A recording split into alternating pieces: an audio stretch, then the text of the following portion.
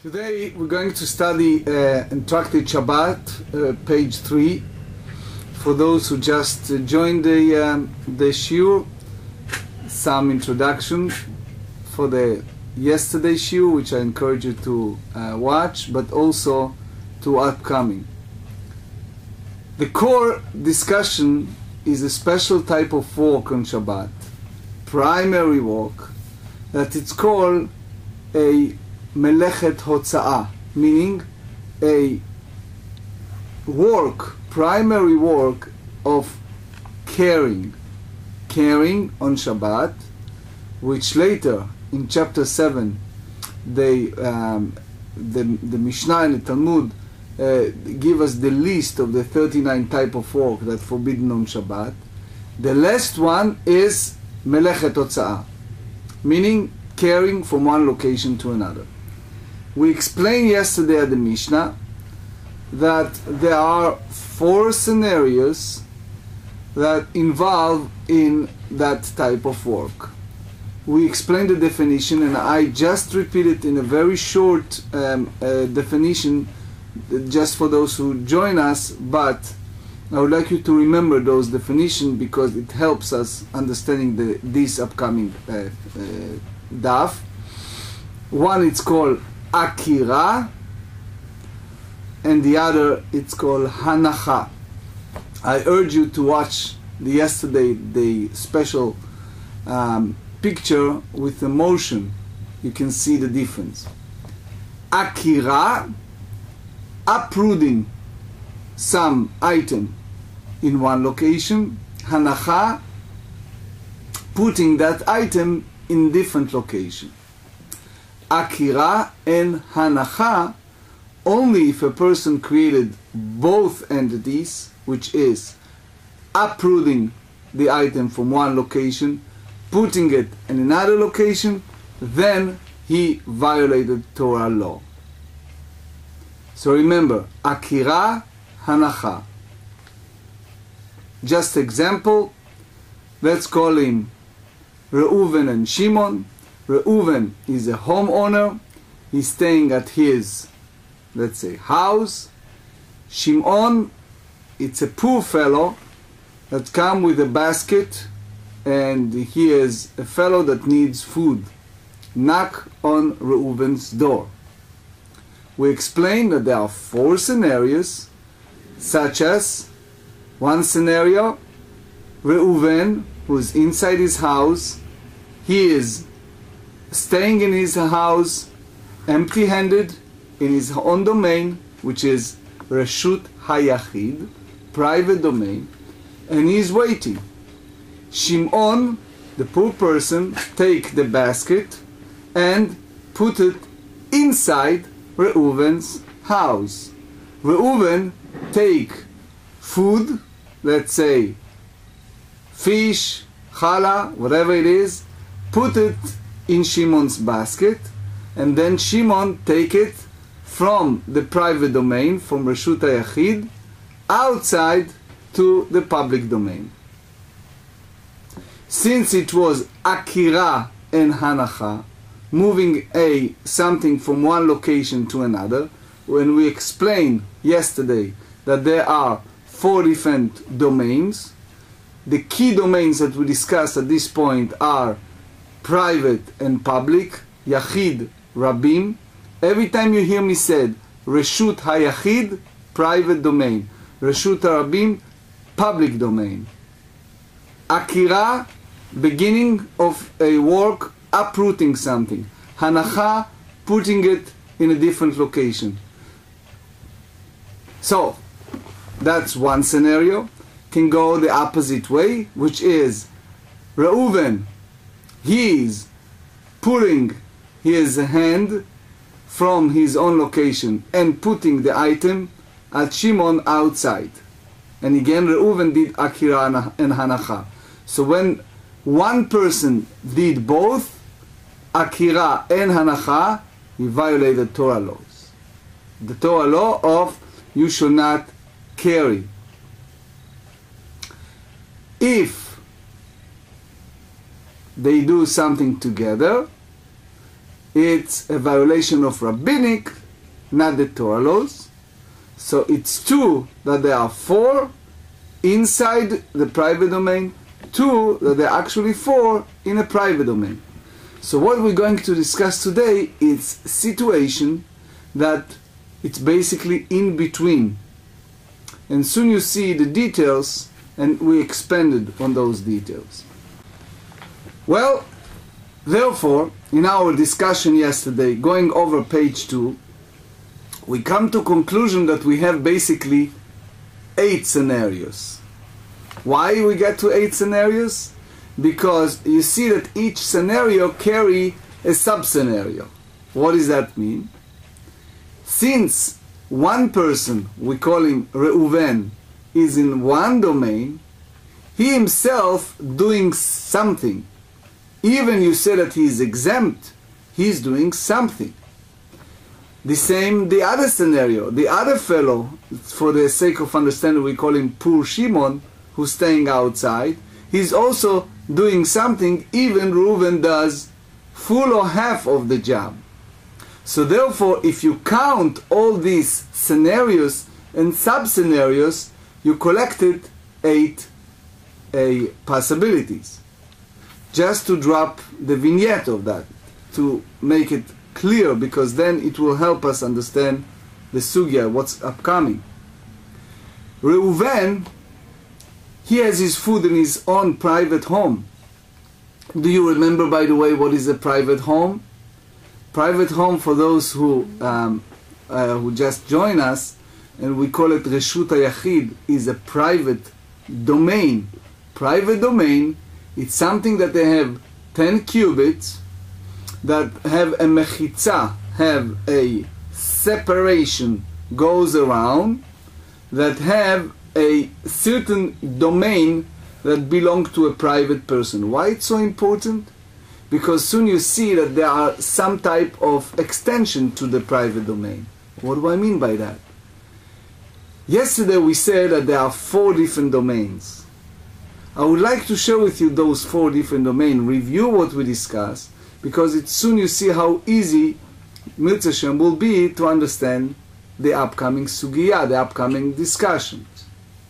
In the private domain, which we call Reshut HaYachid, we may ask a question. If I own a property, and that property has 4 by 4 tfachim, or that, let's call in our language, let's say at least, you are the mathematician, what is the private domain in numbers? 4 by 4 tfachim would be 16 by 16 inches. 16, thank you. 16 by 16 inches. You own the property that exceeded 16 by 16 inches. And that property has a border property, which means they have all these border lines around the property. I would like to take my airplane and go over your property. Can you ask for dividend for that?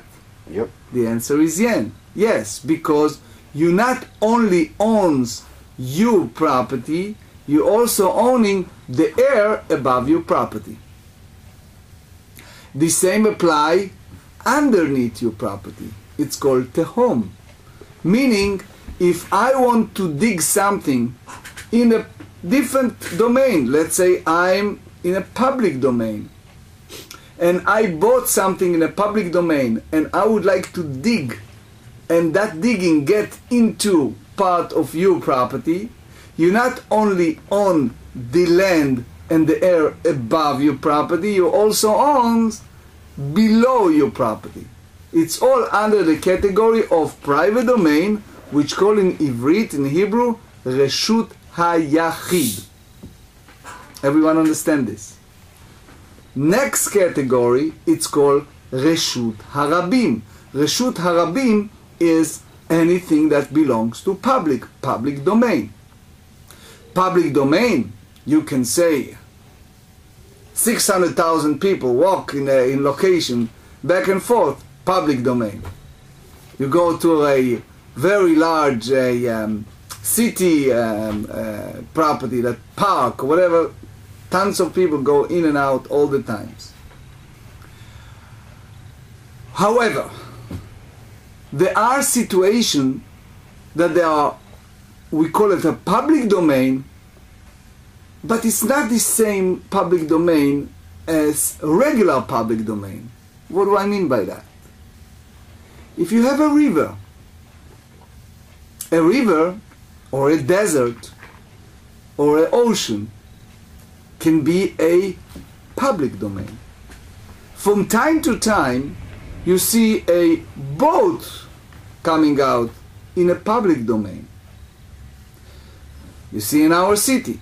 Or if it's a desert and it belongs to public, sometimes you see people go on a journey on that desert.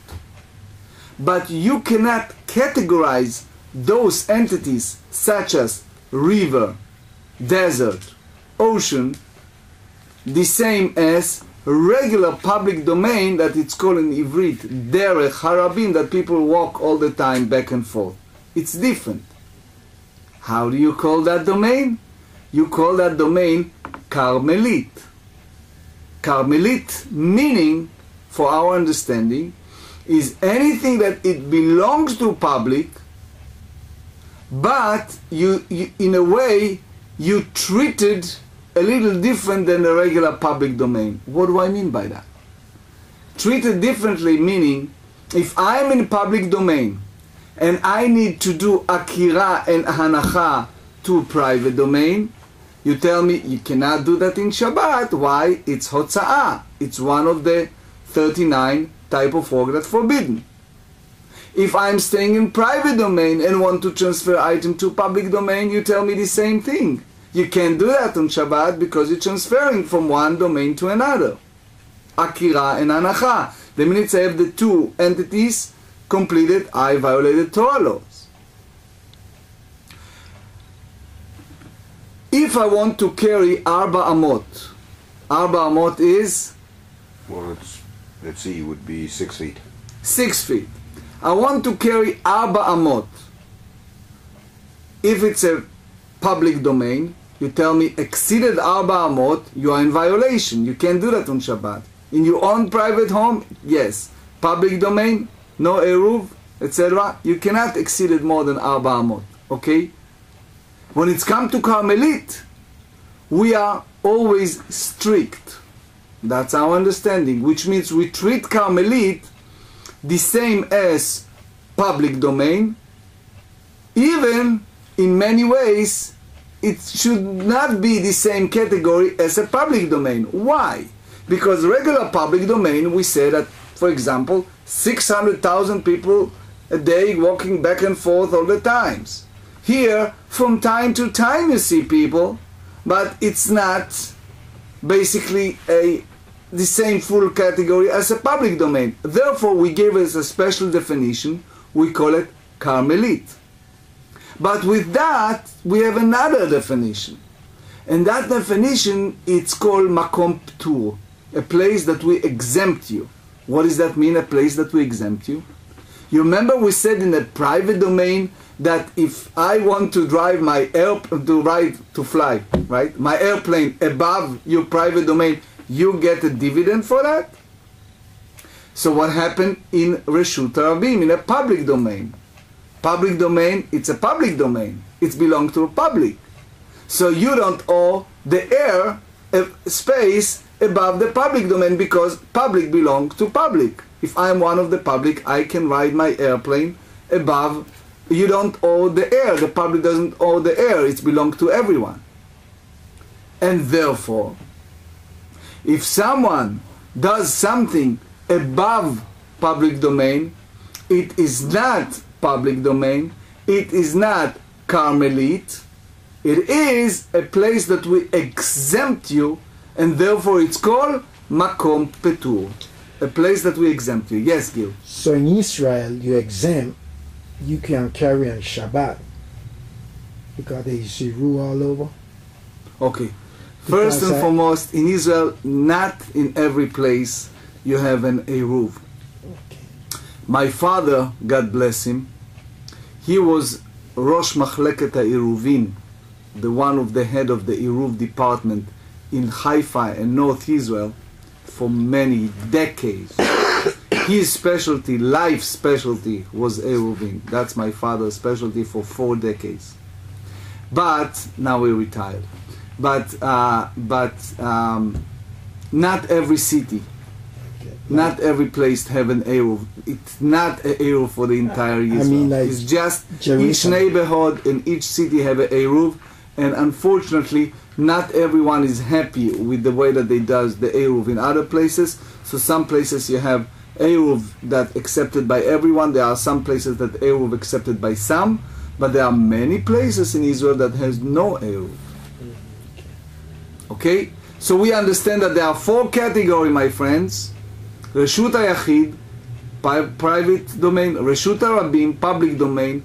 Carmelit, public domain, but we treated a little different than public domain. And Mekom Ptur, a place that we exempt within the public domain.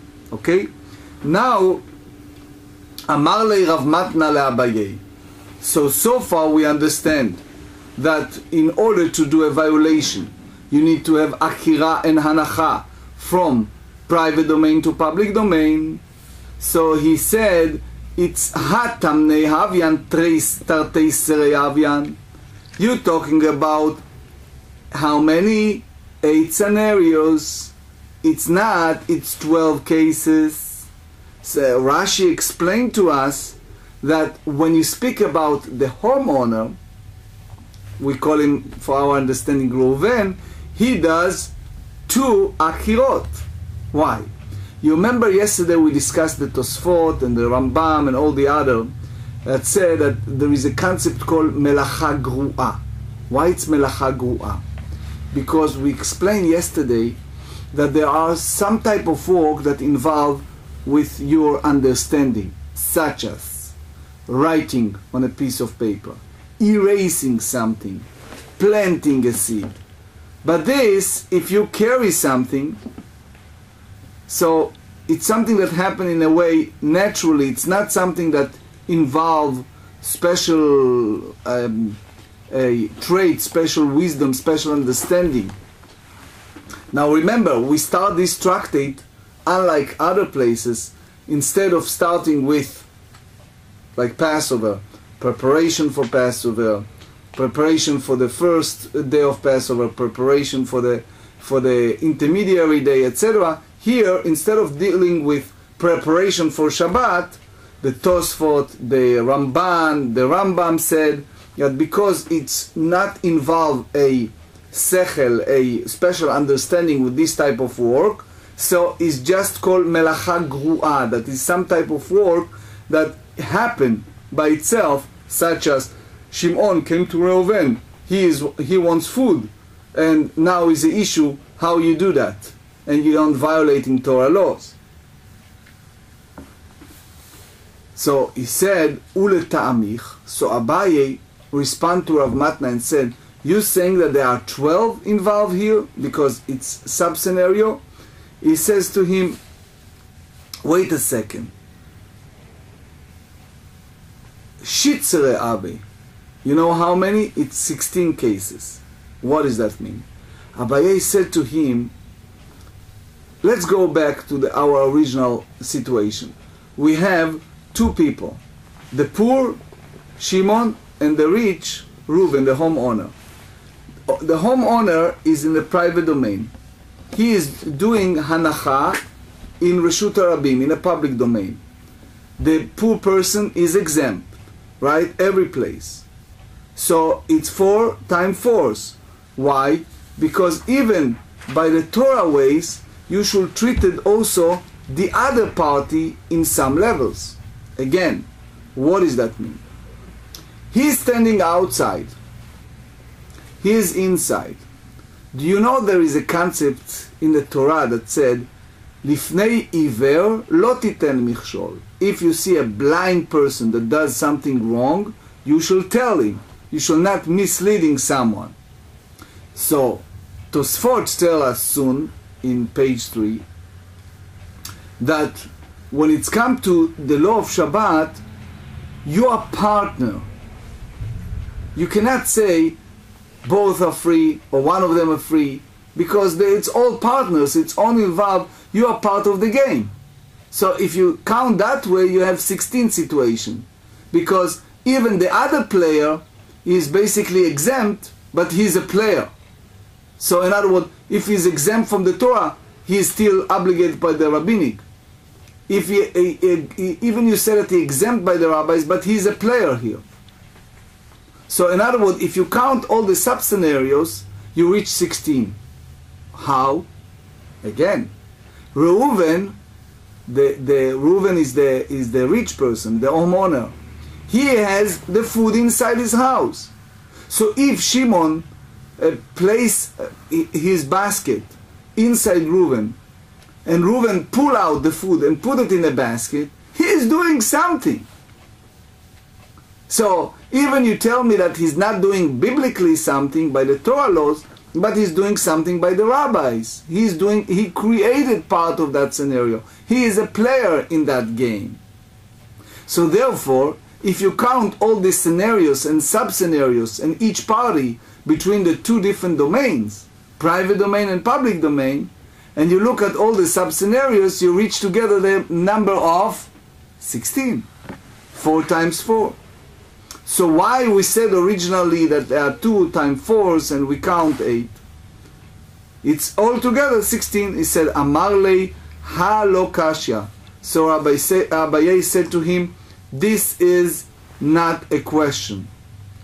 Why? Because he said to him, there is a concept that's called patur umutar, and there is a patur ve'asur, which means you can tell sometimes a person that you are exempt, but it's still prohibited, and there are some situations that you are exempt, but you are free from any blame. Meaning, the poor person cannot get anything in all these situations if you are not cooperating. So if you are telling me that you are exempt and free from anything, neither Torah nor rabbinic, then anything here is different. But when you are part of something, therefore it's right. So again, if you tell me you don't put a place a lifnei iver, you don't place a stumbling block before a blind person, that's applied in many different halachot, but not in Shabbat. But if it's rabbinic and he does that b'mezid, what does that mean b'mezid? He said he did it intentionally. Let's read it in a text. Bishlama, it is understandable bava dereisha, at the first part of the Mishnah. Why? Patur umutar lo katane.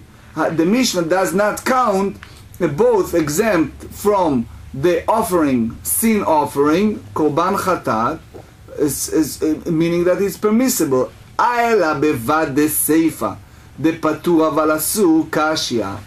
Meaning, if you tell me the first part we understand, but the second part, which is rabbinic, you exempt but is prohibited. Why? Because he did it intentionally. It was isur b'mezid, which means even he doesn't need to bring a sin offering. You remember? Let me refresh you again what we discussed. We said that a person that did a biblical violation of melechet hotzaa, of akira and hancha, he is liable. If it was unintentional, he need to bring a sin offering. If it's intentional, there's a different story. Okay? We said that it's intentional, just to refresh your memory, intentional and without witnesses, we said that soul shall be cut off by heaven. If it was warning by 2 witnesses, okay, and he did it intentionally, the Torah used the word, that soul shall be stoned. So it's like very different. But again, if we talk unintentional, so it's a sin offering. However, if someone violated rabbinic prohibition, what do we do to someone who violated rabbinic prohibition? We say that he deserved what? 39 lashes. Imagine if you give someone 39 lashes, if you have a witness and you warn him, etc., that guy cannot go to work for 3 months, right? So basically, what you are having here, kasha, it is difficult. Why? Because we ask, why did the Mishnah not count all the 8 that exempt act mentioned here? Because if you wrap it together, what happened here? You have 12 scenarios. And if you have 12 scenarios, so therefore you have basically scenarios that you are forbidden by the Torah, and you have another 8 scenarios that is rabbinic prohibition. Now the next text, like the next paragraph, if I am the one who put it together, I'll put it in parentheses, because we're going to digress for a moment and then we go back to our subject. There's a reason for that, but let's go over that. So in a way, imagine that we are digressing for a second, just to get over this sugya. Mi'ika bechulei Shabbat umutar, right? If all the idea of body of law that pertaining to the Shabbat, that we said exempt and permissible, ואמר שמואל כל פטורי לשבת פטור אבל אסור, בר מעל את ליין בפטור מותר, צידת צבי וצידת נחש ומפיס מורסה. So Shmuel tells us, this is much later in page 107, the Gemara said that there are 3, usually if someone is exempt, we still forbidden from doing certain things. There are 3 situations that we said that exempt and it's allowed. When? We're not going there, but to just give you the idea, trapping a deer, right? Second is trapping a snake, and the third one is lancing a boil, which means that you have infections, and you use your finger, you put like a needle or something, and you squeeze it and you pull it out, right? So all this acting, Shmuel talk about acting, asiyat, doing something that is exempt and allowed. You basically thought that it's exempt but it's forbidden, but he said is allowed. So he said here, Kis trich l'shmuel p'turi l'kavid ma'aseh, p'turi l'kavid ma'aseh, ikatuva. So now we answer, and he said, how come he put this as patur aval mutar? So we said about Shmuel, what we discussed in page 107, it's something that he did some type of work. But if he didn't do some work, there are many instances that he's exempt, meaning exempt and permissible. Okay? So now we're back to our subject. We finish the parenthesis, we go back to our subject. Mikol makom treisrei havren. Remember the question? We don't give up on the question. You tell me that it's 8, it's 12. So he said, פטור ידעת הביאו לידי חוב חטאת כחשיב. דלא הביאו לידי חוב חטאת לא כחשיב. Some exempt that you liable to give a sin offering, right? For example, عקירה, you are lifting an item and you're doing something that is a sin offering. So then is a rabbinic decree. So so we act in placing because you have to bring a sin offering. Rashi here and also the Ran explain that they mean to say something that is rabbinic but can lead to be a Torah violation, that you need to bring a sin offering. What does that mean? You lifting some items. So as we said, lifting items in your own domain and not doing anything with that, yet it's the rabbinic decree, but you don't violate the Torah law yet, right? When it's called violation of Torah laws, when you pull it outside of your domain and put it elsewhere. So the Ran explained to us in his Pirush of the Rif, he said, we're talking about something that is called Gmar Melacha. Gmar Melacha meaning completion of work. So in other words, by lifting the item in the private domain, Reuven, who is in own house, lifting an item, a basket full of food, but he didn't complete the work, right? We don't count that. Tosfot said here, just to give you an aside because it's important, in a Dibur Amatchil Shnehem Pturim, he said, Ein Akira bilvad me'atorah. For example, imagine that you are in your own house and you're building something. You're building a very large utensil, like the kids does in the Lego. You know, that the kids, I look at my grandchildren, I see how they build a big city in their Lego. You know, they go to Toys R Us and you put, it's beautiful. So imagine a person builds something like that in his own house, something. So okay, so for sure it's not appropriate for Shabbat, etc., etc. But if, let's call the other guy, let's call him Levi. Levi come in a private domain that Reuven built something, and he completed. In other words, he did the completion of the work. So it's called a melacha makeh bapatish, which means the one who complete the work, and therefore he creates he is liable. Meaning, Reuven, by doing all of that, he is not responsible. The one who completed. I give you an example in Nezikim, so you see the idea. If someone create a bore, some type of pit in public. So you remember when we studied Nezikim, we said that if the pit exceeded more than 10 hand cubits, okay, if it exceeded more than 10 cubits and someone fall there and get killed, so he is liable. Trace a scenario. If Reuven dig in the public ground something that has 10 and 9 cubits, and Levi come in and he dig another just 1 cubit, and now it turned to be 10 cubits, and somebody else, let's call him Yudah, walk in the street, boom, fell there, God forbid, and get killed. So what happened? Who is responsible? So we said that as long as he doesn't have the 10, so if the guy is injured, Reuven is responsible because he created that. The minute that he exceeded more than 10 tfachim, now Levi is responsible. Why? Because he does, now we back to our Shabbat discussion, it's called makeh bapatish. Makeh bapatish meaning someone who complete the work.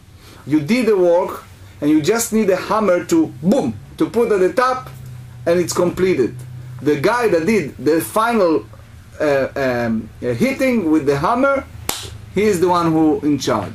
Therefore, back to our subject, if you have a type of carrying from one location to another, meaning from private domain to public domain, you may say that the one who's obligated, the one who does the makeh bapatish, the one who did the final work. So that's the discussion. You said shnehem pturim. You tell me that they are both exempt. Why you said v'ha'it avida melacha mi benayu? Why?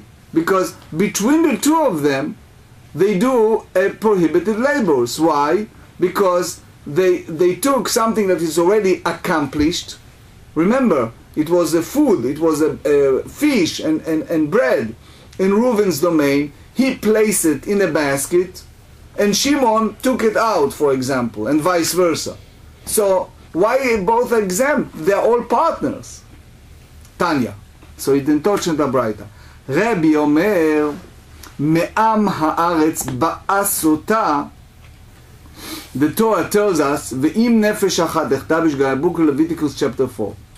From among the people in the land by committing it, העושה את כולה ולא העושה את מקצתה, which means someone did עקירה and הנחה, right, individual, but if there are two that did, שניים יחיד ועשה אותה חייב, שניים ועשו אותה פטורים. If one individual did עקירה and הנחה, so we understand that he is liable, he did something. But if there are two, you said that they're exempt. Why? They're exempt from bringing a sin offering. Why? What do we say the sin offering? Sin offering, we say that somebody did something in a full measure, intentional, but the Torah said ba'asota. What does that mean, ba'asota? Meaning that if individual did akira and anacha, but if two, it's not. Now, why it's so deep? Because the problem is, we're facing is just, let's dig deep in the grinder, just to wrap up all the Rishonim, so you see how easy it's to go further with this page. Because the issue here is, let's face it, in the biblical law, what we're saying? We're saying that they need to bring a sin offering when it was shogeg, when it was somebody that did something unintentional. But come on, Reuven and Shimon know what's going on. They know what's involved. So if they know what's involved, why you say that there's a free from sin offering, from biblical violations? Just because none of them did the completion of Akira and Hancha? So far what we understand, the Torah said, Ba'asota, meaning, Ba'asota, meaning by committing it. Committing it, that you doing it as individual, you committed. Tosfot explained that one person must commit the entire prohibition, entire forbidden work, act, in order to become liable to bring the sin offering. But it's still, if you dig down, you see that it's still difficult, because they are all somehow involved. You can't really call it unintentional, because they are partners here. Itmar namei, אמר רבי חייא בר גמדא, נזרקה מפי חברה ואמרו, בעשותה יחיד שעשה חייב שניים שעשו הפטורים. So he said, if it was a symbol of group of scholars, and they did it together, so the Torah said, בעשותה, committed. Why? It's as long as it's one individual that did everything, but not two. So בא מן רב מרבי, התינו חברו אוכלים משקים והוציאם לחוץ, מהו עקירת גופו כעקירת חפץ במקומו דם אם חייב או דילמה לא. So he said like that. Let's say Reuven is in his house and Shimon come to his house and it's his guest. Okay? Now Shimon, remember, is the poor person who came with a basket and he wants the food. Reuven, what did he do? He fill up the basket, and now Reuven put it on his shoulder, and that basket have ochel, mashke, food, drink, all kind of things. Okay. He's not doing anything. He's sitting in Reuven's house. The food is on his basket. Reuven now give him a piece of bread. He eating. Right? Finish eating. Shimon standing up, carried his basket on his shoulder. Right? Nothing to do with his hand. The basket is on his shoulder, and he leave the house while he carry this on his shoulder.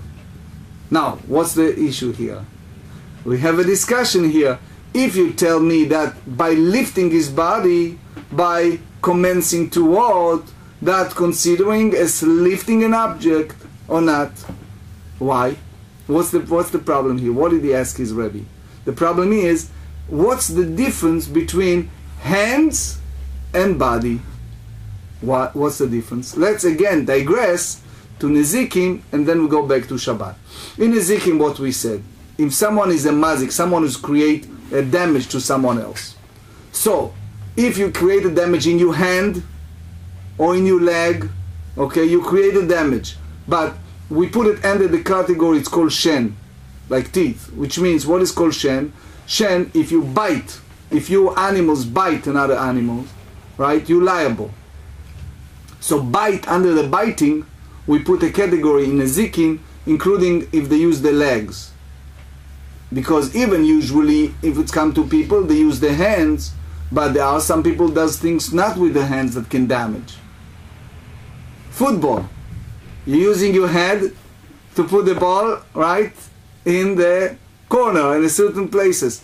There are some games, right, baseball, other games, you use sometimes hands, you use sometimes head, you use sometimes legs, right? So basically we all wrap it up as Nezikim. Now, if you tell me that Akira, meaning the minutes you uprooted, imagine you have like a very nice flowers, that it's not just the flowers, it's part of like a very big, full of dirt and big, how do you call it, tzitz, something that they have flowers and they have like a planter. Planted, very good, and is connected to the ground. You uprooted from the ground. So basically what you're doing, you're basically uprooting, you're lifting it, you do akira, okay? Now, the minute you carrying it, it's called metaltel. So carrying is no longer uprooting, it's carrying it. Carrying it is a very different category in halacha. So he asked him a question, since this fellow carry this basket, this Shimon, after he finishes his lunch, now he take the basket filled of food and drink, and he leaves Reuben domain while he carry it on the shoulders. Is that considering the same as Akira and Hancha or not? Why? Again, let's sharpen the question. What we said so far, in order to say that he violated Torah law, you need to have the two entities, which is Akira and Hancha, uprooting from one location, from private domain, putting it in a public domain, and vice versa. But if he carry it on his shoulder, you may say that he doesn't do that, he's just carrying it. So he answered, Rabbi answered, and he said, Chayav, he's liable. So then he said, Ve'eno domeh leyado, but one's body is not similar to his hand. Mai tama, gufo nayech, yado lo nayech. What does that mean? So Tosfot explained to us in the Bura Matchil Mai tama. He says the hand and the body, if it's the same domain, so then I understand the point. It's Akira and Hancha. I understand that.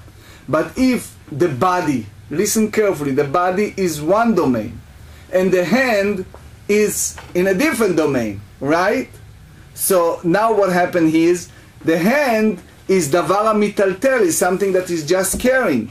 So you don't have an Akira and Hancha, you have only Akira. So therefore, he says, it's different. So he said, Amar le Rav Chia le Rav bar Pachti, just as a side note, Rav Chia said to Rav, son of nobles, he said, Lo amin alach, tikai Rebbe bar Masech, lo tshal Masech ta'achir tedima davadate. So he said to him, look, Rebbe was a giant scholar, so you can digress and ask him a different question. But Rashi has plenty klomar, and remember in my book I explained it at length. I have the book that explained the klomar, every klomar in Rashi. So he said here, it's a rule, it's really halacha, that when you teach or study one subject, you should not come with question from Antarctica or question from different subject and ask. Luckily here, he answered properly. And Rashi said, "She'en libo lemasechet zo shema yitbayesh." You basically maybe potentially create a unpleasant or embarrassing to your teacher because he is so focusing on one subject and you are now asking him for in something that it's a different subject. He says, Dilma lavadate. Maybe the answer is incorrectly. Why? Because he's not studying now, distracted in his mind. Yes. You're asking about carrying over your body. Yeah. So again, it's different. If it's part of your clothing, like clothing, anything that is part of you, it's one thing. But if something else that it's not part of your clothing, so then it's a different situation. So, if you write in the community, we have a room, but you need to get into your house. So you're telling me you got to leave your door open for the Shabbos? No. Or you could take your key and just... No. That's applied different stories. If they have an Eruv, they have an Eruv. Okay. But here, what we said, he says, the ilav Rabbi, the Gavra Rabba, if it was Rabbi that was a great man, kasafte, you create an embarrassment, the Mishan lach shinu, the lav shinu, because you are giving an answer that maybe not proper. But here, hashtamiyat shapir Mishan lach, you are lucky because Rabbi is a scholar. Why? The Tanya ayato nochil mashkin bod yom v'tzia lachutz mishcha shecha chayav lefi she'eno domeh liyado, which means you may said so far as understanding that hand, it's not part of the body. What do you mean hand is not part of the body, you ask? Okay. We need to read further and then we understand the whole concept. Amar Abaye. Abaye said, פשיטא לידו של אדם אינה לא כרשות הרבים ולא כרשות היחיד. כרשות הרבים לא דם מידו דעני, כרשות היחיד לא דם מידו דבעל הבית. So, he said here, is a situation that we have a Carmelit. And what we said about Carmelit, we said Carmelit is not Reshut Harabim, like a river, desert, ocean, right? You can't call it Derech Harabim, that the public goes to that, but it's also not Reshut HaYachid, it's not private domain.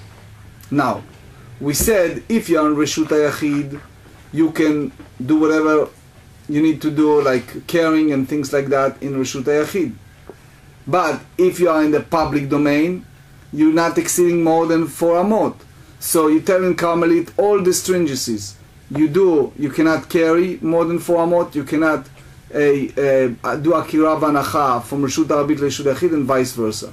So now you ask a question, the hand, can you considering hand like a Carmelit? Abaye ask a question, ידו של אדם מהו שתעשה כקרמלית, מי כנסו הרבנן לדור לגבי או לא?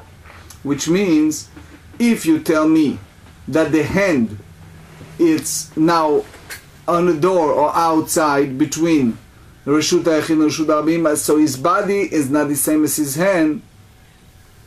So imagine a fellow pull out, Reuven took out a basket full of food, and he is in his private domain, and he put it outside of his house.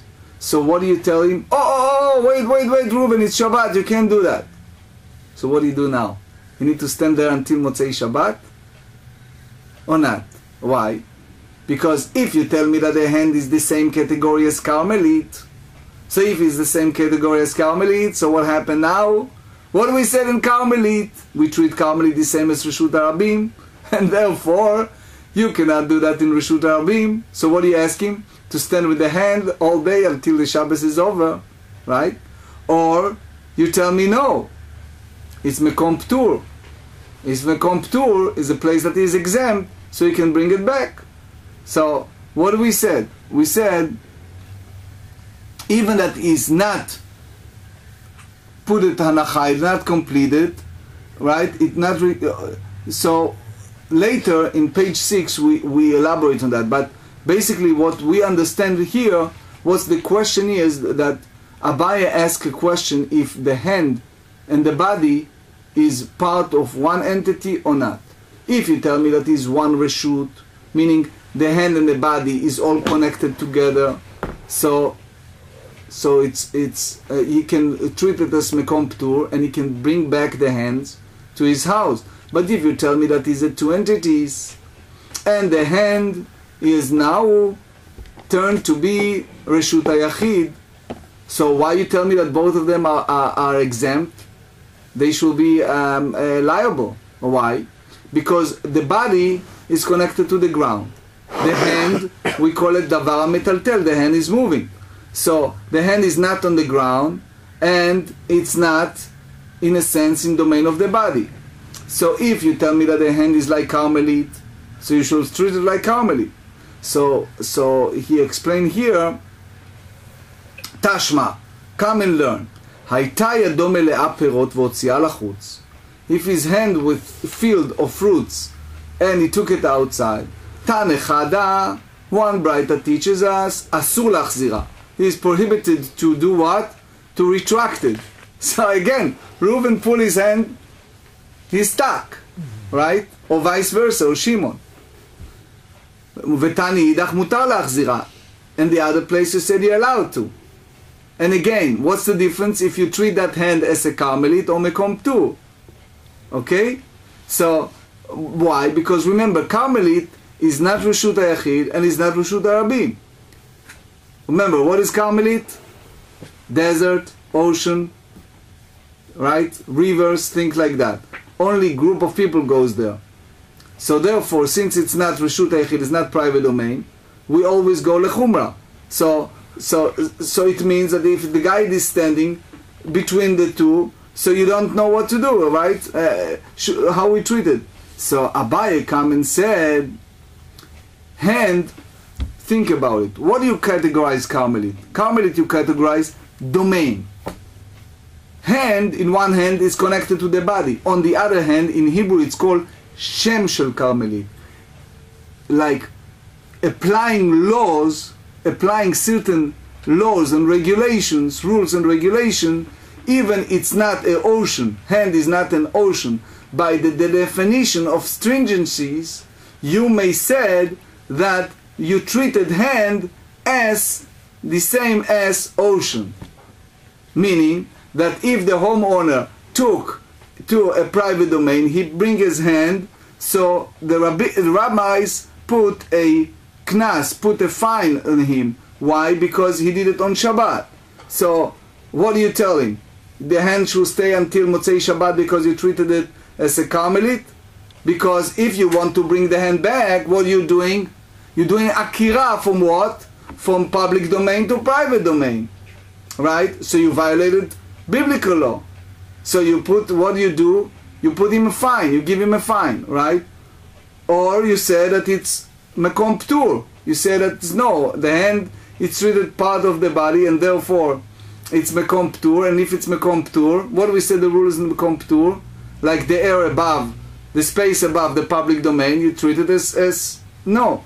So he said, he answered and he said, the my love behai kamiflige, that it's a question of by that disagree, which means that the Marsavar Karmelida Omaya or Marsavar Karmelida. One said that you treat it as a Carmelite, and therefore you need to fine him if violating. Or potential violating, you may ask him to stand there until Motzei Shabbat. Or you said Makom Ptur, and it's not an issue to carry. Okay? Because you remember, the whole idea is when we talk about Reshut HaYachid, it's including the air, right? Until the above and below. And it's a Reshut HaRabim, it's Makom Ptur, it's above and below, it's different. So he said, "Lo, the kule alma ke Carmelit damya." Everyone hold that what? That the hand is treated as a Carmelit.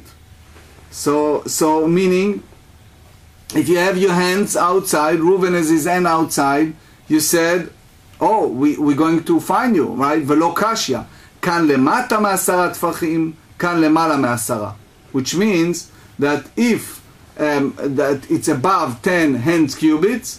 So you treat it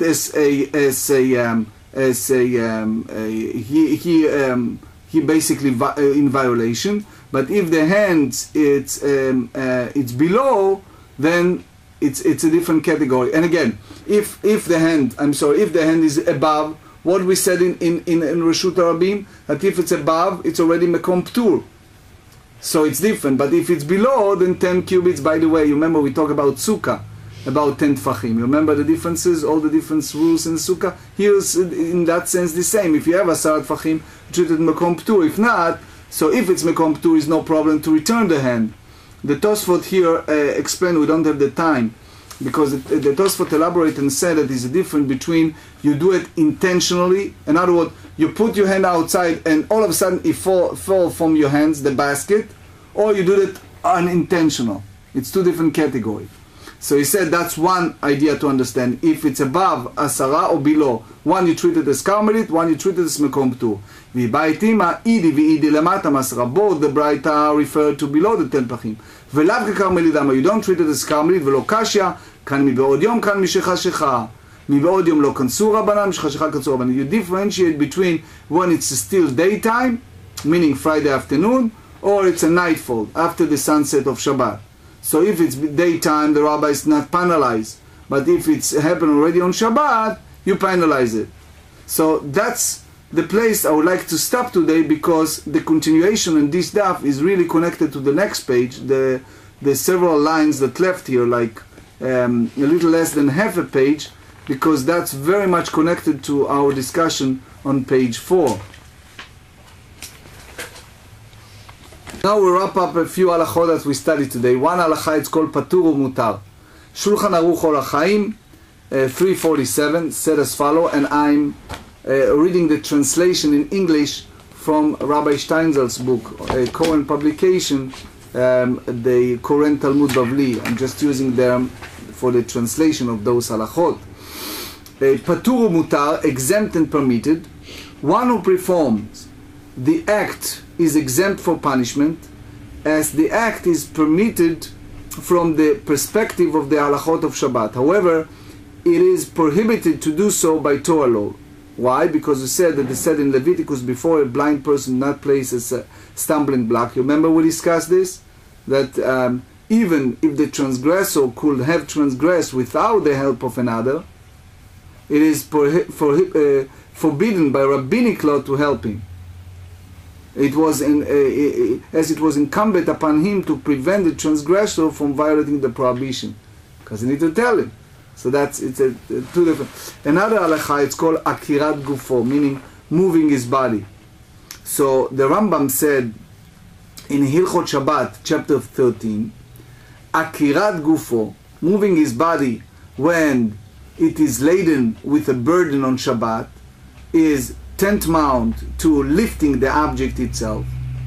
Coming to a stop with the object on the body is the tantamount in placing the object on the ground upon which he is standing. Therefore, if he were laden with an object and he carried it out from domain to domain, he is liable. The next halacha, it's more related to a proper behavior. They said, Kikai Rabbi by Masechta la Teshayla Masechta Achrit Edim Lemavadate. So the Rambam said in Hilchot Talmud, chapter 4, very important halacha. When your teacher, rabbi or teacher, is involved with one tractate, study one subject, do not ask him questions from another tractate, because it is improper for a student to ask his teacher a question dealing with a topic not included in the subject matter that he is studying. His teacher might be temporarily unable to answer and sometimes be embarrassed, because you ask him and it's like you put him in a spot, he doesn't know what to answer. And the last halacha I would like to share with you today, we learn about Hayta yado mele'a perot v'hotzi'a lachutz. So this is a Shulchan Aruch Orach Chaim 348. His hand was filled with fruits and he extended it outside. If someone in a private domain, Reshut HaYachid, extended his hand filled with the object out to public domain, with a 10 hand breadths on the ground, he may not bring his hand back to a private domain. If he extended his hand unwittingly, he is permitted to bring his hand back to a private domain. This is in accordance with the final explanation suggested by the Gemara, which is apparently the conclusion. Others explain that if he did so intentionally, the sages nevertheless permitted him to bring the hand back. They did so in order to avoid placing him in a situation where he will come to throw the objects from his hand and thereby violated a prohibition punishable by, skila. So according to that opinion, once in a case where he took the object out into a public domain while it was still day and he kept it until the after dark, did the sages penalize him and prohibited him to bring it back? Others explain that this is not a concern in modern times, that Shulchan Aruch Harav, the Baal HaTanya, said, if he extended his hand with an object out into a Carmelite, whether he did so intentionally or unwillingly, is permitted to bring it back, and then the Baal HaTanya, Shulchan Aruch Harav, put it together that he allowed to put the hand back and bring it back the place that it was.